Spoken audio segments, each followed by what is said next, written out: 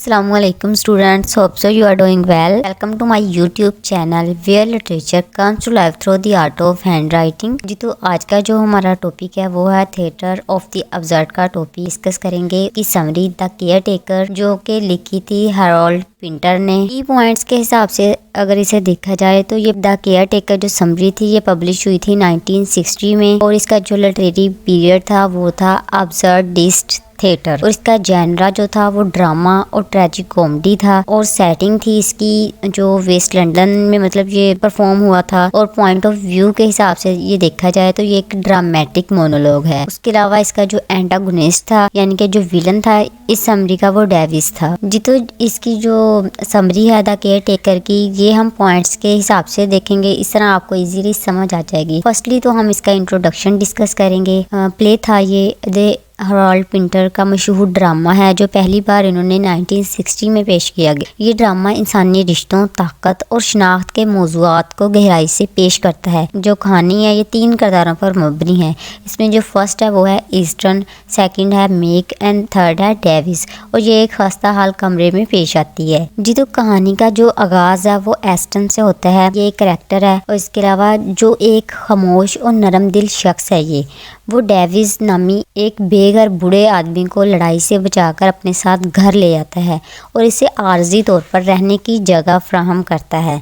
अब हम इसकी मतलब एस्टन की जो काइंडनेस है, इसकी मेहरबानी को देखेंगे तो एस्टन जो है ये एक खस्ता हाल कमरे की मरम्मत कर रहा है और बाग में एक शेड बनाने का ख्वाब देखता है। वो अपने माजी की तकलीफ दे कहानी बताता है जिसमें जहनी बीमारी और इलेक्ट्रोशॉक थेरेपी शामिल है।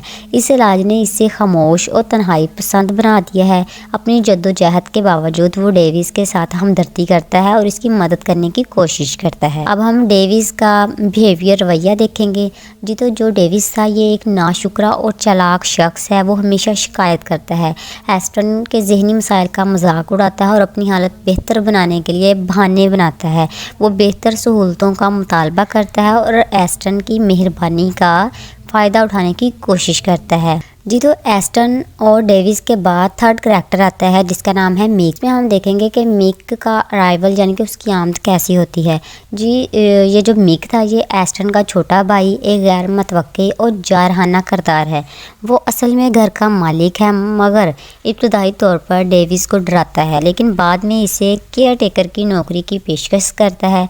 ताहम इसका रवैया डेविस को उलझन में डाले रखता है और ये वाज़ेह नहीं होता कि पेशकश हकीकी है या नहीं है, यानी कि ये कंफर्म नहीं था कि भी ये उसे नौकरी की पेशकश करता है या नहीं करता। जब ये तीनों करैक्टर्स एक साथ एक ही कमरे में रहने लग जाते हैं तो इन तीनों किरदारों के दरमियान ताकत का खेल जारी रहता है।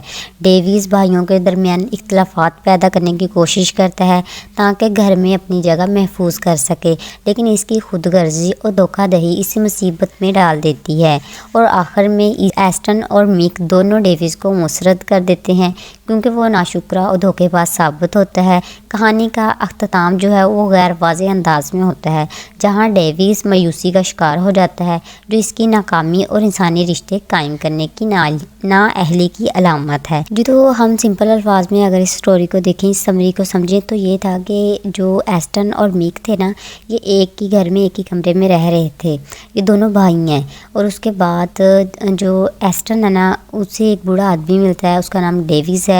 वो मतलब बेघर होता है और एस्टन को उस पर रहम आ जाता है। वो उसे अपने ही घर में मतलब पनाह दे देता है और वो इनके साथ रहना स्टार्ट कर देता है। कुछ अरसे के बाद वो इन दोनों भाइयों के दरमियान दरारें पैदा कर देता है या लड़ाइयाँ पैदा कर देता है। इसके बाद इन दोनों को उस डेविस की मतलब चालाकियों का पता चल जाता है। वो दोनों इससे डेविस को ना अपने घर से निकाल देते हैं, वो यानी कि फिर से बेघर हो जाता है। जी तो इसके साथ हमारी ये जो समरी थी द केयर टेकर की ये एंड हो गई है। उम्मीद है आपको अच्छे से समझ आ गई होगी और इसके जो थीम्स हैं वो फर्स्टली तो ये होगा the absurdity of modern society, second है पावर एंड डिसेप्शन, थर्ड है लोनलीनेस एंड आइसोलेशन, फोर्थ है identity and authenticity and fifth है लैक ऑफ कम्युनिकेशन। ये तो इसके साथ हमारा ये टॉपिक एंड हो गया है। उम्मीद है आपको टॉपिक अच्छे से समझ आ गई होगी।